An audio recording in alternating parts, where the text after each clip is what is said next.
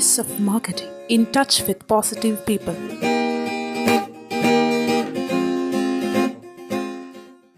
Power of റീറ്റെയിലറിന്റെ 47ാമത്തെ ചാപ്റ്ററിലേക്ക് എല്ലാവർക്കും ഒരിക്കൽ കൂടി സ്വാഗതം. ചെറുപ്പത്തില് കേട്ട ഒരു വേടാണ് ക്ഷമ ആട്ടിൻ സൂപ്പിന്റെ ഫലം ചെയ്യും. നാട്ടിൻപുറത്തിലൊക്കെ നമ്മുടെ വയസ്സായവരൊക്കെ നമുക്ക് പറഞ്ഞു തന്നുണ്ട്, അല്ലെങ്കിൽ മുതിർന്ന ചേട്ടന്മാര് ചേച്ചിമാരൊക്കെ പറഞ്ഞു തന്നിരിക്കുന്ന ഒരു കാര്യമാണ്. അപ്പൊ ക്ഷമ ജീവിതത്തിന്റെ റീറ്റെയിൽ ബിസിനസ്സിന് മാത്രമല്ല, ജീവിതത്തിൽ അനുവർത്തിക്കേണ്ട വലിയൊരു കാര്യമാണ്. പക്ഷെ അത് എല്ലാവർക്കും അത് പറയാൻ എളുപ്പമാണ്. ആ ഒരു സാഹചര്യം വരുമ്പോൾ അത് നേരിടാൻ എല്ലാവർക്കും സാധിക്കാതെ വരുന്നു. എല്ലാവരും പൊട്ടിത്തെറിച്ച് പോകുന്നു, അല്ലേ? നമ്മൾ വാക്കുകൊണ്ടും നമ്മുടെ പ്രവൃത്തി കൊണ്ടും നമ്മുടെ നാവ് കൊണ്ടും കൈകൾ കൊണ്ടും ഇങ്ങനെയുള്ള കാര്യങ്ങൾ ക്ഷമ കൺട്രോൾ ചെയ്യേണ്ടത് വളരെ ആവശ്യമാണ്. അങ്ങനെയുള്ള വളരെയധികം ആളുകൾ ക്ഷമയെക്കുറിച്ച് സംസാരിക്കുകയും വളരെയധികം മോട്ടിവേഷണൽ സ്പീച്ചുകളൊക്കെ ക്ഷമയെക്കുറിച്ചൊക്കെ ഉണ്ട്. പക്ഷെ ആ സാഹചര്യവും സമയം വരുമ്പോൾ എല്ലാവരും അത് മറക്കുകയും വാക്കുകൾ അനാവശ്യമായിട്ട് ഉപയോഗിക്കുകയും ചെയ്യും. അത് വലിയൊരു പ്രശ്നത്തിലേക്ക് വരും. ജീവിതത്തിൽ ഏറ്റവും കൺട്രോൾ ചെയ്യപ്പെടേണ്ടത് വായിൽ കിടക്കുന്ന നാവ് തന്നെയാണ്. അതുകൊണ്ടാണ് ഒരു 32 അല്ലെങ്കിൽ 30 അല്ലെങ്കിൽ 28 പല്ലുകളുടെ സംരക്ഷണം ആ ഒരൊറ്റ നാവിന് നൽകിയിരിക്കുന്നത്. അപ്പോൾ അതുകൊണ്ട് ഈ ക്ഷമയെ ഒരു റീറ്റെയിൽ ഷോപ്പുകാരൻ എങ്ങനെ കൺട്രോൾ ചെയ്ത് മുന്നോട്ട് പോകണം? നിത്യജീവിതത്തിൽ എല്ലാവരും തന്നെ ഈ ക്ഷമിക്കാനുള്ള ഒരു മനസ്സില്ലെന്നേ പലർക്കും തന്നെ. നമ്മളിത് പറയുമ്പോൾ എല്ലാവർക്കും പറയും, ആ സാഹചര്യം വരുമ്പോൾ അത് പ്രതികരിക്കുന്ന ഒരു സ്വഭാവത്തിലേക്ക് വരികയാണ്. പക്ഷെ അത് കൺട്രോൾ അപ്പോൾ ചെയ്തിരുന്നെങ്കിൽ വളരെ സിമ്പിളായിട്ട് ആ ഒരു ദിവസം നമുക്ക് കടന്നു പോകുമായിരുന്നു. പക്ഷെ കൺട്രോൾ ചെയ്യാൻ പലർക്കും അത് സാധിക്കില്ലെന്നുള്ളതാണ് സത്യം. ഇപ്പൊ നല്ല മഴക്കാലാണല്ലോ, അതുകൊണ്ട് തൊണ്ടയ്ക്കൊന്ന് കുറച്ച് അടഞ്ഞിരിക്കുകയാണ്. നല്ല മഴ ഭയങ്കര ശക്തമായിട്ടിരിക്കുകയല്ലേ, ചുമ ഒക്കെ ഉണ്ട്. അപ്പോൾ എൻ്റെ സൈഡിൽ കിടക്കുന്ന, എൻ്റെ വലതുവശത്ത് കിടക്കുന്ന ഒരു കാറിനകത്ത് ഒരു പയ്യൻ 18 വയസ്സ് 20 വയസ്സ് പ്രായം വരുമായിരിക്കും. അവൻ ഇൻസ്റ്റാഗ്രാം നോക്കിക്കൊണ്ടിരിക്കുകയാണ്, ഭംഗിയായിട്ട് അത് കണ്ടുകൊണ്ടിരിക്കുകയാണ്. പക്ഷെ നല്ല ശക്തമായ മഴയുണ്ട്. അപ്പം ഈ മഴയത്ത് എനിക്ക് വളരെ അത്യാവശ്യമായി പുറത്തേക്ക് പോകേണ്ട ആവശ്യമുള്ളതുകൊണ്ട് ഞാൻ പതുക്കെ എൻ്റെ ഫ്രണ്ട് സീറ്റിൽ ഇരിക്കുന്ന കുട എടുത്തു. കുട നിവർത്തി, ഡോറ് തുറന്ന് പുറത്തേക്ക് എൻ്റെ വലതുവശത്തെ ഡോറ് തുറന്ന് ഞാൻ പുറത്തേക്ക് ഒപ്പം കുട നിവർത്തുകയും ഡോറ് തുറക്കുകയും ചെയ്തപ്പോൾ പയ്യൻ അവൻ്റെ കാറിൻ്റെ ഗ്ലാസിൻ്റെ ഭാഗത്ത് ഇങ്ങനെ മുട്ടി എന്നോട് അവിടെ നിൽക്കാൻ ആവശ്യപ്പെട്ടു. അപ്പം ഞാൻ ആംഗ്യം കാണിച്ചപ്പോൾ ഞാൻ വിചാരിച്ചു അവൻ മഴയത്ത് എൻ്റെ കൂടെ, ഈ മഴയായതുകൊണ്ട് എൻ്റെ കുട ഷെയർ ചെയ്ത് ഒന്നിച്ച് പോകാൻ വേണ്ടിയായിരിക്കും എന്നുള്ള സന്തോഷത്തോടെ നമ്മളങ്ങനെ ചിന്തിച്ചു. സന്തോഷത്തോടെ ഞാൻ അവൻ്റെ അടുത്തേക്ക് ചെന്നു. അപ്പോൾ അയാൾ പതുക്കെ അവൻ്റെ ഗ്ലാസ് ഡോറൊന്ന് പതുക്കെ വിൻഡോ താത്തിയിട്ട് പറഞ്ഞു, ഈ ഡോറ് തുറന്നപ്പോൾ അവന്റെ കാറിൽ ആ ഡോറ് മുട്ടിയിരുന്നു എന്ന് പറഞ്ഞു. അപ്പൊ ഇങ്ങനെയൊക്കെയാണ് മനുഷ്യര്.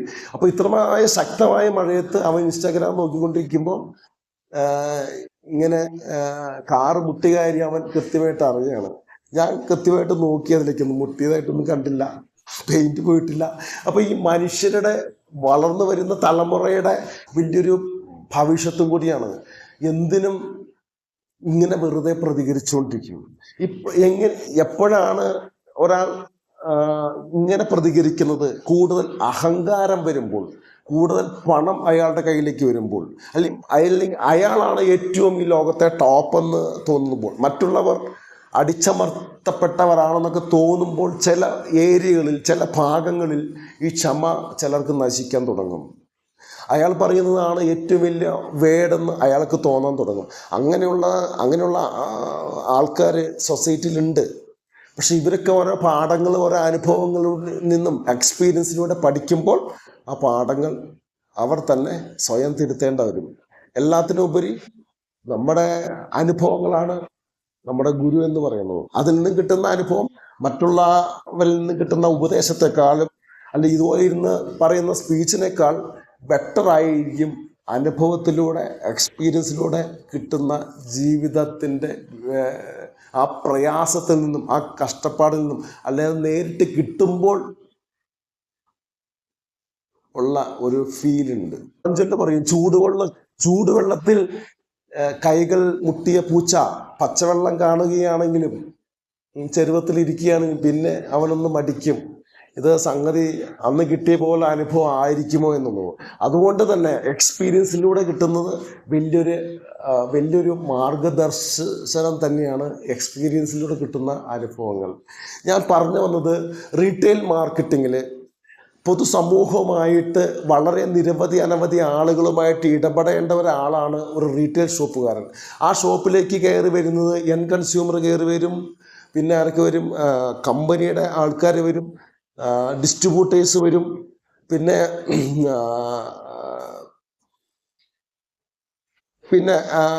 കോൺട്രാക്ടേഴ്സ് വരാം, പിന്നെ പ്രോഡക്റ്റ് പർച്ചേസ് ചെയ്യുന്ന നിരവധി ആൾക്കാർ കയറി വരുന്ന വലിയൊരു ഏരിയയാണ് ഒരു റീറ്റെയിൽ ഷോപ്പ് എന്ന് പറയുമ്പോൾ.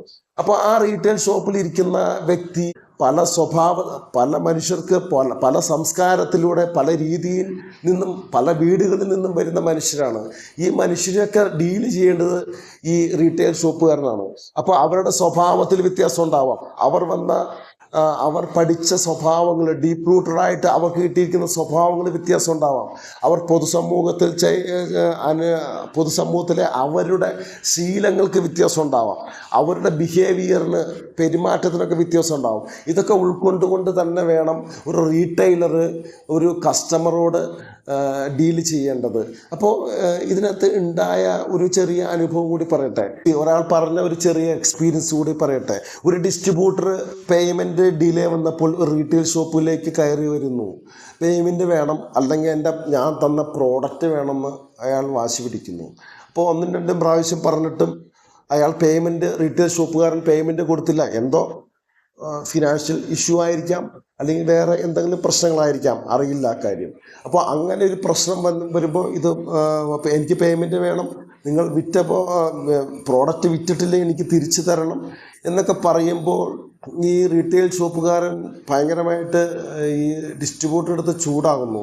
ഈ ഡിസ്ട്രിബ്യൂട്ടർ എടുത്ത് ചൂടായപ്പോൾ ഈ ഡിസ്ട്രിബ്യൂട്ടർ എന്ത് ചെയ്തു? അയാളെ തിരിച്ചു അങ്ങോട്ട് ചൂടായി. അപ്പോൾ നീ എൻ്റെ കടയിലേക്ക് കയറി വന്നിങ്ങനെ എന്നെ ചീത്ത പറയുന്നു എന്ന് ചോദിച്ച് റീറ്റെയിൽ ഷോപ്പുകാരൻ ആ സീറ്റിൽ നിന്നും എഴുന്നേറ്റ് അയാളെ പിടിച്ച് ഒന്ന് തള്ളുന്നു. അയാൾ ബാക്കിലേക്ക് തിരിഞ്ഞ് മറയുന്നു. ഒരു ചെയറുള്ളത് കൊണ്ട് അയാളുടെ തല വന്ന് ബാക്കിൽ ഇടിച്ചില്ല. ഈ ഒരു സംഭവത്തിൽ അയാൾ പിടിച്ച് തള്ളി. ദേഷ്യം വന്നു. അയാൾ നേരെ വന്ന് വീണത് ആ ചെയർ തടസ്സം ഉണ്ടായില്ല, നേരെ വന്ന് താഴേക്ക് വന്ന് വീണു. അയാൾ തലയടിച്ച് വീണു. ആ വീണ വ്യക്തി ഗുരുതരാവസ്ഥയിലായി. അയാൾക്കുടെ ജീവൻ രക്ഷിക്കാൻ കഴിഞ്ഞില്ലെന്ന് വിചാരിക്കുക. പിന്നെ ഈ റീറ്റെയിൽ ഷോപ്പുകാരൻ്റെ അവസ്ഥ എന്തായിരിക്കും? ആ നിൽക്കുന്ന സ്റ്റാഫുകളുടെ അവസ്ഥ എന്തായിരിക്കും? പിന്നെ കോടതി കേസ് ഇഷ്യൂ, പിന്നെ ജയില്, ഇങ്ങനെയുള്ള ഒരു പ്രശ്നങ്ങളിലേക്ക് ഒക്കെ അത് വഴിമാറിപ്പോകാനുള്ള ഒരു സാധ്യതയുണ്ട്. നമ്മളൊരു നിമിഷം ചെയ്യുന്ന കാര്യത്തിൻ്റെ റിയാലിറ്റി കുറച്ച് കഴിയുമ്പോൾ ചിലപ്പോൾ തോന്നുമായിരിക്കും അങ്ങനെ ചെയ്യേണ്ടായിരുന്നു എന്ന്. പക്ഷെ ചെയ്യേണ്ടായിരുന്നു എന്ന് നമ്മൾ ചിന്തിക്കുമ്പോൾ അതിന് മുമ്പേ അത് ചെയ്ത് കഴിഞ്ഞിട്ടുണ്ടല്ലോ. അപ്പോൾ അങ്ങനെ ചിന്തിക്കുന്നതിൽ എന്തെങ്കിലും റിയാലിറ്റി ഉണ്ടോ? ഇവിടെ ചെയ്യേണ്ടത് എന്താണ്? ഏതാണ്ട് ഈ ക്ഷമയെക്കുറിച്ച് വളരെയധികം കാര്യങ്ങൾ ആട്ടിസൂപ്പിൻ്റെ ഫലം മാത്രമൊന്നുമല്ല. ആട്ടിസൂപ്പിൻ്റെ ഫലം ചെയ്യുന്നുണ്ട്. ക്ഷമയുടെ നെല്ലിപ്പലക കണ്ടു എന്ന് പറയും. എന്താണ് നെല്ലിപ്പലക എന്ന് പറയുന്നത്? ഈ ക്ഷമയുടെ നെല്ലിപ്പലക എന്ന് 1-2 പേര് എൻ്റെ അടുത്ത് ചോദിച്ചിട്ടുണ്ട്. ഒരു തമാശയായിട്ട് പറയുന്നതാണ്. ചില കിണറുകളിൽ പണ്ട് കാലത്ത് കിണറുകളുടെ അടിയിൽ ഏറ്റവും അടിയിൽ നല്ല പ്യുവറായിട്ടുള്ള വെള്ളം, ശുദ്ധമായ വെള്ളം കിട്ടുന്നതിന് വേണ്ടി നെല്ലിക്ക അത് വലിയ മൂത്ത മരങ്ങൾ അറുത്ത് അത് നല്ല വണ്ണമുള്ള നീളമുള്ള പലകകളാക്കി ആ കിണറിൻ്റെ ഏറ്റവും അടിഭാഗത്ത് ഏറ്റവും അടിഭാഗത്ത് നിരത്തി ഇടും. അപ്പം ശുദ്ധമായ നല്ല വെള്ളം, കണ്ണീർ പോലുള്ള നല്ല ശുദ്ധമായ വെള്ളം, തെളിഞ്ഞ വെള്ളം കിട്ടും. അപ്പോൾ ആ നെല്ലിപ്പലക അടിയിലുള്ള കിണറുകൾ വളരെ അപൂർവങ്ങളാണ്. അപ്പോൾ എന്താണ് ക്ഷമയുടെ നെല്ലിപ്പലക എന്ന് പറഞ്ഞാൽ, ആ കിണറിൻ്റെ അടിയുടെ ഏറ്റവും അടിവരെ ഞാൻ എത്തി, അതുവരെ ഞാൻ ക്ഷമിച്ചുകൊണ്ടിരിക്കുകയാണ് എന്നുള്ളൊരു മീനിങ്ങിന് വേണ്ടിയിട്ടാണ് പറയുന്നത്. അപ്പോൾ ഈ ആട്ടിൻ സൂപ്പിൻ്റെ ഫലം, ക്ഷമയുടെ നെല്ലിപ്പലക, ഇതൊക്കെ ഉണ്ടെങ്കിലും നമ്മുടെ കൺട്രോൾ പലപ്പോഴും പോകാറുണ്ട്. എന്നാണ് ഞാൻ ഒരു പ്രോബ്ലം ഉണ്ടാക്കാതെ സ്മൈലോടെ എല്ലാത്തിനെയും നേരിടുക എന്നുള്ളതാണ്. നിങ്ങൾ ഒരാളോട് എന്തെങ്കിലും പറഞ്ഞിട്ടുണ്ടെങ്കിൽ, നിങ്ങളോട് ഒരാൾ എന്തെങ്കിലും പറഞ്ഞിട്ടുണ്ടെങ്കിൽ അയാൾ അതങ്ങ് പറഞ്ഞിട്ട് പോകും. നിങ്ങൾ ഇനി അവനോട് തിരിച്ച് ഇങ്ങനെ പറയണം. റീറ്റെയിൽ ഷോപ്പിലേക്ക് വന്ന അവനോട് എനിക്ക് തിരിച്ചും ഒരു ചാൻസ് കിട്ടി ഇങ്ങനെ തിരിച്ച് പറയണം. അത് മനസ്സിൽ ആവാഹിച്ച്, അവനോടുള്ള ദേഷ്യം ആവാഹിച്ച് അതിങ്ങനെ ഗ്രോത്ത് ചെയ്ത് നമ്മുടെ മാനസിക അവസ്ഥ, മാനസിക ആരോഗ്യം, ശാരീരിക ആരോഗ്യം ഒക്കെ അവതാളത്തിലാവുകയാണ് ചെയ്യുന്നത്. അയാൾ പറഞ്ഞിട്ട് അയാളങ്ങ് പോകും. ചില വ്യക്തികളോട് നമ്മൾ തർക്കിക്കാതിരിക്കുക എന്നുള്ളതാണ് ജീവിതത്തിൽ പാലിക്കേണ്ട ഒരു വലിയ റിയാലിറ്റിയാണ്. എല്ലാവരോടും നമ്മൾ തർക്കിക്കാൻ പാടില്ല, ബാർഗെയിൻ ചെയ്യാൻ പാടില്ല. വിട്ടുകൊടുക്കേണ്ടടുത്ത് വിട്ടുകൊടുത്ത് തന്നെ മുന്നോട്ട് പോകണം. ഇത് ഒരു പെന്നാണ്.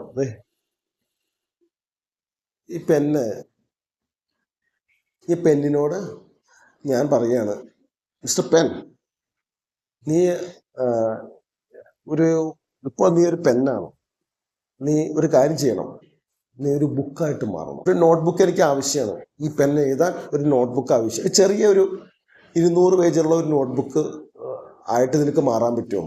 പേന എനിക്ക് വേറെ ഇരിക്കുന്നുണ്ട്, നീ ഒരു നോട്ട്ബുക്കായിട്ട് മാറൂ പെൻ, മാറൂ. ഇത് മാറുമോ? ഇതുപോലെ തന്നെയാണ് ചില മനുഷ്യരും. അവർ മാറില്ല, മാറ്റാൻ നിങ്ങൾ നോക്കരുത്. അവരെ അതേപോലെ ഉൾക്കൊണ്ടുകൊണ്ട് ആ ഷോപ്പിലേക്ക് വന്ന കസ്റ്റമർ ബാർഗെയിൻ ചെയ്തുകൊണ്ടിരിക്കുകയാണ്. അയാളുടെ കാര്യത്തിലേക്ക് അയാൾ പറഞ്ഞിട്ട് എത്ര പറഞ്ഞിട്ടും അയാൾക്ക് മനസ്സിലാകുന്നില്ല. അയാളെ മാറ്റാൻ നിങ്ങൾ നോക്കിയാൽ ഭയങ്കര പ്രശ്നത്തിലേക്ക് പോകും.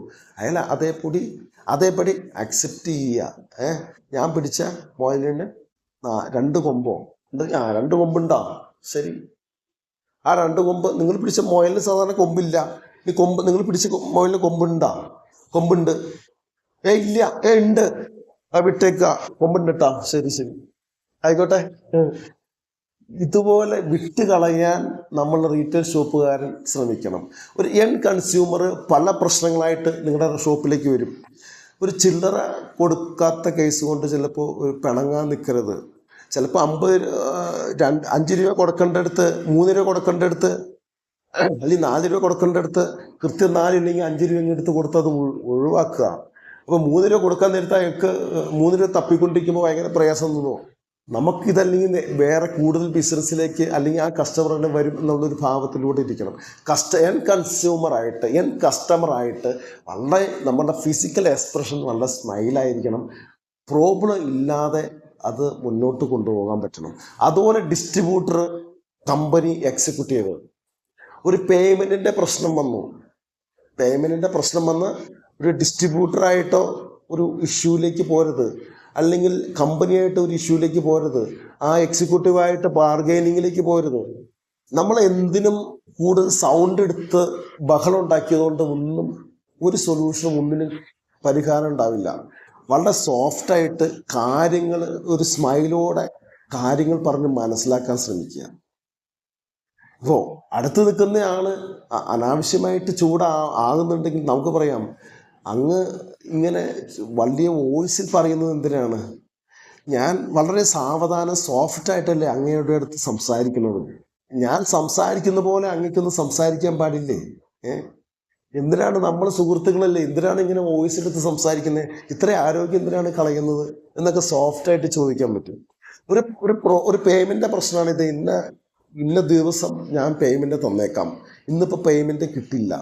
അപ്പോൾ ഇൻ കേസ് അന്ന് പേയ്മെൻറ്റ് നിങ്ങൾക്ക് കൊടുക്കാൻ സാധിച്ചില്ലെങ്കിൽ അത് മുന്നേറെ തന്നെ അവരെ വിളിച്ച് പറയാതെ ഒരു ഡേറ്റോടെ ഇങ്ങനെ ഒരു പ്രശ്നം വന്നു, കൃത്യമായ ഒരു റീസൺ ഉണ്ടായിരിക്കണം, ഞാൻ ഇന്ന ദിവസം പേയ്മെൻറ്റ് ചെയ്തേക്കാം, ഒരു ഡേറ്റ് കൂടി എനിക്ക് വേണമെന്ന് മുന്നേറെ പറയണം.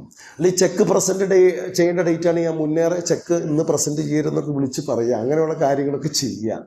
കൂടുതൽ ഒരു പ്രോബ്ലം ഇല്ലാത്ത രീതിയിൽ ഒരു റീറ്റെയിൽ ഷോപ്പുകാരൻ കമ്പനി അതോറിറ്റി ആയിട്ടും അതുപോലെ ഡിസ്ട്രിബ്യൂട്ടറായിട്ടും ഇടപഴകാൻ സാധിക്കണം.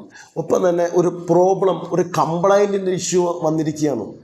അത് നമ്മൾ ഒരു കംപ്ലൈൻറ്റ് ഫോൺ ചെയ്യുമ്പോൾ, ഹലോ നിങ്ങളുടെ പ്രോഡക്റ്റ് കംപ്ലൈൻ്റ് ആണ്, എന്ത് സാധനം ഇത് തന്നേക്കണത് കംപ്ലൈൻറ്റ് ഞാൻ ഇങ്ങനെ കസ്റ്റമറോട് എന്ത് മറുപടി പറയും, ഇങ്ങനെയാണ് നിങ്ങൾ പ്രോഡക്റ്റ് വിൽക്കുന്നത് എന്നൊക്കെ ചോദിച്ച് നമ്മൾ സംസാരിച്ചിട്ട് കാര്യമുണ്ടോ? നമുക്ക് ഹലോ സാറേ ഇങ്ങനെ പ്രോഡക്റ്റ് നിന്ന് അത് കംപ്ലൈൻ്റ് ആയിട്ടുണ്ട് കേട്ടോ, അതൊന്ന് ഒന്ന് പരിഹരിച്ചു കൊടുക്കണം, കസ്റ്റമർ ആകെ പ്രശ്നത്തിലാണ് കേട്ടോ എന്ന് സോഫ്റ്റായിട്ട് നമുക്ക് ഒരാളായിട്ട് ഡീൽ ചെയ്യാൻ പറ്റണം. ബഹളം ഉണ്ടാക്കിയിട്ട് കാര്യമില്ല. ഇനി കംപ്ലൈൻറ്റ് പറയുമ്പോൾ ആ കംപ്ലൈൻറ്റ് റിസീവ് ചെയ്യുന്ന ആൾ വേറൊരു മര്യാദ കൂടി കാണിക്കണം. റീറ്റെയിൽ ഷോപ്പുകാരെ വിളിക്കുന്നു, യെസ് ആ കംപ്ലൈൻറ്റ് അക്സെപ്റ്റ് ചെയ്യാൻ തയ്യാറാവണം. ശരിയാണ്, കംപ്ലൈൻറ്റ് ഉണ്ടല്ലേ, അത് അക്സെപ്റ്റ് ചെയ്തേക്കുക. അത് കംപ്ലൈൻറ്റ് അല്ല, അതങ്ങനെ വരില്ല, നിങ്ങൾ എന്താണ് ഇങ്ങനെ പറയണത് എന്ന് ചോദിച്ചാൽ അവിടെ പ്രശ്നമാവും. ഇപ്പോൾ റീറ്റെയിൽ ഷോപ്പുകാരൻ്റെ അടുത്തേക്ക് ഒരു കസ്റ്റമറെ വിളിക്കുകയാണ്, അത് ഇങ്ങനെ ഒരു പ്രോഡക്റ്റ് കംപ്ലൈൻ്റ് ആയിട്ടുണ്ട്, അത് ഇഷ്യൂ ആയിട്ടുണ്ട്, അത് ഒട്ടും പറ്റുന്നില്ല. ചിലപ്പോൾ അയാൾ ഭയങ്കര ചൂടായിട്ടായിരിക്കും സംസാരിക്കുന്നത്. ഇയാൾ ആവശ്യമുണ്ടെങ്കിൽ കൊണ്ടുപോയാൽ മതി, ഇവിടുന്ന് എടുത്താൽ മതി, നോക്കിയില്ലേ കൊണ്ടുപോയാൽ പിന്നെ എൻ്റെ അടുത്ത് എന്താ പറയണേ എന്ന് ചോദിക്കുന്നതിന് പകരം, സാർ കംപ്ലൈൻറ്റ് വന്നിട്ടുണ്ടല്ലേ, ഞങ്ങൾ ആ കംപ്ലൈൻറ്റ് വന്ന പ്രശ്നം ഞങ്ങൾ അക്സെപ്റ്റ് ചെയ്യുന്നു, കംപ്ലൈൻറ്റ് വന്നു അല്ലേ സാറേ, അത് കംപ്ലൈൻറ്റ് മാറ്റിത്തരാം, അത് ഞാൻ അക്സെപ്റ്റ് ചെയ്യുന്നു, എന്താ പ്രശ്നം വന്നതെന്ന് എനിക്കറിയില്ല, അത് മാനുഫാക്ചറിങ് ചെയ്യുന്നവരെ ഞാൻ അറിയിച്ചോളാം, അതിൻ്റെ പ്രോഡക്റ്റ് എന്ന ഡിസ്ട്രിബ്യൂട്ടറെ അറിയിച്ചോളാം, സാറിന് പെട്ടെന്ന് തന്നെ മാറ്റിത്തരാനുള്ളൊരു സംവിധാനം ചെയ്യാട്ടോ. സോറി കേട്ടോ സാറേ, അതൊന്നും ഇങ്ങോട്ട് കൊണ്ടുവരാമോ, അല്ലെങ്കിൽ ഞാനൊരാളെ വിടാമെന്ന് കൊടുത്തു വിടാമോ, വേറെ പ്രോഡക്റ്റ് കൊണ്ടുപോയിക്കുള്ളൂ, സോറി കേട്ടോ സാറിന് വന്ന ഈ സോറി ഫോർ ദ ട്രബിൾ, ഇങ്ങനെ ഒരു ഇഷ്യൂവിൽ എനിക്ക് വളരെ പ്രയാസമുണ്ട്, ഞാൻ അത് എൻ്റെ എക്സ്പെൻസിന് ഞാനത് മാറ്റി വെച്ച് തന്നോളാം കേട്ടോ. ഇങ്ങനെയൊക്കെ സോഫ്റ്റ് രീതി ഡീൽ ചെയ്ത ആ റീറ്റെയിലർക്ക് സമാധാനമായിട്ട് അന്ന് രാത്രി കിടന്നുറങ്ങാൻ പറ്റും, ആ വിളിച്ച കസ്റ്റമർക്ക് സമാധാനത്തോടെ കിടന്നുറങ്ങാൻ പറ്റും. ഇല്ലേ, എന്തിനാണ് ഈ സമാധാനമില്ലായ്മ ഒരു റീറ്റെയിൽ ഷോപ്പിൻ്റെ കാരണം വീട്ടിലേക്ക്, പിന്നെ വീട്ടിലെത്തിയ ഫാമിലിയോടും എല്ലാവരോടും ആ വെറുപ്പും ദേഷ്യവും വിദ്വേഷവും ആ പ്രശ്നങ്ങളുടെ ഫ്രസ്ട്രേഷൻ തലയ്ക്കകത്തിരിക്കുകയാണ്, തലവേദന ആയിട്ടായിരിക്കും വരുന്നത്. എന്തിനാണ് കൂടുതലായിട്ട് ഇങ്ങനെ തലവേദന പിടിക്കുന്നത് എല്ലാ കാര്യങ്ങൾക്കും? അങ്ങനെയുള്ള തലവേദനകൾ നമ്മൾ ഒഴിവാക്കിക്കൊണ്ട് നല്ല രീതിയിൽ നമുക്ക് നമ്മുടെ കസ്റ്റമറിനെടുത്ത്, റീറ്റെയിൽ ഷോപ്പിനെ സംബന്ധിച്ച് കസ്റ്റമറെടുത്ത് ഡീൽ ചെയ്യാൻ സാധിക്കണം. വേണ്ടേ? അതല്ലേ നല്ലത്? അതുപോലെ തന്നെ റീറ്റെയിൽ ഷോപ്പുകാരൻ ഇടപെടേണ്ട ഒരു വ്യക്തിയാണ് സ്റ്റാഫുകൾ, സ്വന്തം സ്റ്റാഫുകൾ. ആ സ്റ്റാഫുകളുടെ അടുത്ത് അനാവശ്യമായിട്ട് നിയന്ത്രണമല്ലാത്ത രീതിയിൽ വാക്കുകൾ ഉപയോഗിക്കാതിരിക്കുക. അല്ലെങ്കിൽ നീ എന്താ ഈ ചെയ്തതെന്ന് വെച്ചാൽ ഇവിടെ ജസ്റ്റ് പിടിച്ചിങ്ങനെ ഒന്ന് തോണ്ടി എന്താ ഈ ചെയ്യണേ എന്നൊക്കെ ചോദിക്കാതിരിക്കുക കൈയെടുത്ത്, പ്രത്യേകിച്ച് വേറെ കസ്റ്റമറൊക്കെ നിൽക്കുമ്പോൾ. അതിനൊക്കെയുള്ള മര്യാദ ഇപ്പോഴത്തെ റീറ്റെയിലേഴ്സ് ഉണ്ട്. പണ്ടൊക്കെയാണെങ്കിൽ അങ്ങനെയൊക്കെ കേട്ടിട്ടുണ്ട്, ഭയങ്കരമായിട്ട് ഷൗട്ട് ചെയ്ത് ജസ്റ്റ് പിടിച്ചിട്ട് ഇങ്ങനെ പ്രസ് ചെയ്യുക എന്നൊക്കെ, ജസ്റ്റ് പിടിച്ചിട്ട് ഇങ്ങനെ ഒരാളെ എന്താ നീ ഇങ്ങനെ ചെയ്യണേ എന്നൊക്കെ ചോദിക്കുക, തോളെ പിടിച്ചിട്ട് നീ എന്താ ഈ കാണിക്കണേ എന്നൊക്കെ ചോദിക്കുക. അതൊക്കെ വളരെ കാരണം ഒരു സ്റ്റാഫും അവൻ നേരം വെളുത്ത് ചോറും പൊതിയും കെട്ടിക്കൊണ്ട് ജീവിക്കാൻ വേണ്ടി വരുന്നതാണ്. നിങ്ങളെ വിശ്വസിച്ച് നിങ്ങൾക്ക് സർവീസ് ചെയ്യാൻ വേണ്ടി വരുന്നതാണ്. അവന് ശമ്പളം കൊടുക്കുന്നുണ്ടെങ്കിൽ പോലും ഒരു പ്രോബ്ലം ഇഷ്യൂ വന്നിട്ടുണ്ടെങ്കിൽ, അവൻ്റെ ഭാഗത്തൊരു കംപ്ലൈൻറ്റ് വന്നിട്ടുണ്ടെങ്കിൽ അത് ഒച്ചയെടുത്ത് പറഞ്ഞു കൊടുക്കാതെ സോഫ്റ്റായിട്ട് ഇങ്ങനെ ഒരു പ്രശ്നം വന്നിട്ടുണ്ട്, അല്ലെങ്കിൽ വേറെ റൂമിലേക്ക് കൊണ്ടുപോയോ അകത്തേക്ക് കൊണ്ടുപോയോ, അത് അവിടെ സ്റ്റാഫുകൾ ഉണ്ടെങ്കിൽ വേറെ കസ്റ്റമർ നിൽക്കുന്നെങ്കിൽ നീ എന്തായി കാണിക്കണേ എൻ്റെ പൊന്നു പോലെ, നീ ഇങ്ങനെ ചെയ്തിട്ടുണ്ടെങ്കിൽ ഇത് എങ്ങനെ നമുക്ക് മുന്നോട്ട് പോകാൻ പറ്റും, ഇത് കംപ്ലൈൻറ്റ് ഇങ്ങനെ കൊടുത്ത കസ്റ്റമർ ഭയങ്കര പ്രശ്നമാവില്ലേ, ഇത് എൻ്റെ യൂസേജ് എന്താണെന്ന് എനിക്ക് അറിയില്ല ചോദിക്കാൻ പറഞ്ഞത്, ഇത് ഇങ്ങനെയൊക്കെയാണ് കേട്ടോ. പുറത്ത് രണ്ട് തട്ടും തട്ടി സ്നേഹത്തോടെ കൊണ്ടു കിടക്കുക. ഈ സ്നേഹമാണ് എല്ലാവരെയും വിജയിക്കാനുള്ളൊരു മാർഗം. സ്നേഹം കൊടുക്കാൻ പറ്റണം, അപ്പം നമുക്ക് ഇങ്ങോട്ട് കിട്ടും. റെസ്പെക്റ്റ് അതുപോലെ തന്നെയല്ലേ, ഗീവ് റെസ്പെക്ട് ടേക്ക് റെസ്പെക്റ്റ്. കൊടുത്താൽ നമുക്ക് കിട്ടും. അതുകൊണ്ട് റെസ്പെക്റ്റോടെ സംസാരിക്കാനും സ്നേഹത്തോടെ പെരുമാറാനും ഒരു റീറ്റെയിൽ ഷോപ്പുകാരന് കഴിയണം. ഒരു ചെക്ക് പ്രസൻറ്റ് ചെയ്യുന്ന കാര്യത്തിലൊക്കെ ഒരു റീറ്റെയിൽ ഷോപ്പിലെ സ്റ്റാഫിന് എന്തെങ്കിലും പ്രശ്നം പറ്റിയിട്ടുണ്ടെങ്കിൽ ആദ്യം പറഞ്ഞ് മനസ്സിലാക്കി ഇനി ഇത് ആവർത്തിക്കരുതെന്ന്. അല്ലെങ്കിൽ ഇങ്ങനെയുള്ള പ്രോബ്ലം നിങ്ങൾക്ക് മിസ്റ്റേക്ക് വരാനുള്ള നിങ്ങൾ റീറ്റെയിൽ ഷോപ്പിൽ എത്തിയ ശേഷം നിങ്ങൾ ചെയ്യേണ്ട ഡ്യൂട്ടീസിനെ കുറിച്ചിട്ട് കൃത്യമായിട്ട് അവരെ ബോധ്യപ്പെടുത്തിയ ഒരു നോട്ട്ബുക്കിൽ എഴുതി വയ്ക്കുക. അതിൻ്റെ മറവിയാണല്ലോ കൂടുതൽ കാര്യങ്ങൾ. ഇൻസ്റ്റാഗ്രാം നോക്കുന്നു, ഫേസ്ബുക്ക് നോക്കുന്നു, സിനിമ കാണാൻ പോകുന്നു, അത് ഇത് എല്ലാ കുറേ കാര്യങ്ങളാകുമ്പോൾ എന്താണ് ഷോപ്പിലെത്തിയിട്ട് എന്താ ചെയ്യേണ്ടതെന്നുള്ളതിനെ കുറിച്ചിട്ട് അല്ലെങ്കിൽ ചിലവർ മനോലോകത്തേക്ക് പോകുക ചിന്തിച്ചുകൊണ്ടിരിക്കും. കുറേ കാര്യങ്ങൾ ചിന്തിച്ച് പോകും. അപ്പോൾ അതൊക്കെ ഫോക്കസ് ചെയ്യാൻ വേണ്ടിയിട്ട് നമ്മളെന്തെങ്കിലും നോട്ട് തയ്യാറാക്കി റീറ്റെയിൽ ഷോപ്പിലെ സ്റ്റാഫുകൾ വയ്ക്കുക, അത് റീറ്റെയിൽ ഓണർ പറഞ്ഞു കൊടുക്കുക. അങ്ങനെയൊക്കെ മനുഷ്യനെ മാനേജ് ചെയ്യുക എന്ന് പറയുന്നത് വലിയൊരു കാര്യം തന്നെയാണ് അന്നത്തെ കാലത്ത്. അപ്പോൾ ഒരു റീറ്റെയിൽ ഷോപ്പുകാരനെ സംബന്ധിച്ചിടത്തോളം മനുഷ്യരെ മാനേജ് ചെയ്യുന്ന വ്യക്തി തന്നെയാണ്. ഈ ലോകത്തെ ഏറ്റവും പാട് എന്തിനാണ്? ആനെ കൊണ്ടു നടക്കാനല്ല ആനക്കാരന്, ഈ മനുഷ്യരെ വലിയ ആനെ കൊണ്ടുനടക്കാൻ ഒരു ആനക്കാരന് വലിയ പ്രശ്നങ്ങളൊന്നുമില്ല. പക്ഷേ ഈ മനുഷ്യരെ ഒരു ഗ്രൂപ്പ് ഓഫ് പീപ്പിളിനെ അല്ലെങ്കിൽ 4, 5, 6 ആൾക്കാരെ അല്ലെങ്കിൽ 2 ആൾക്കാരെ തന്നെയായിട്ട് കൊണ്ടു നടക്കാൻ, അവരെ കൺട്രോൾ ചെയ്ത് അവരെ പറഞ്ഞ് കാര്യങ്ങൾ കമ്മ്യൂണിക്കേറ്റ് ചെയ്ത് കൊണ്ടു നടക്കാൻ അതൊരു വലിയ സ്കില്ല് തന്നെ വേണം. ആ സ്കില്ലിലേക്ക് ഒരു റീറ്റെയിൽ ഷോപ്പുകാരൻ ഉയരുക തന്നെ വേണം, വളരുക തന്നെ വേണം. ഈ എപ്പിസോഡ് എല്ലാവർക്കും ഇഷ്ടമായെന്ന് പ്രതീക്ഷിക്കട്ടെ. All the best.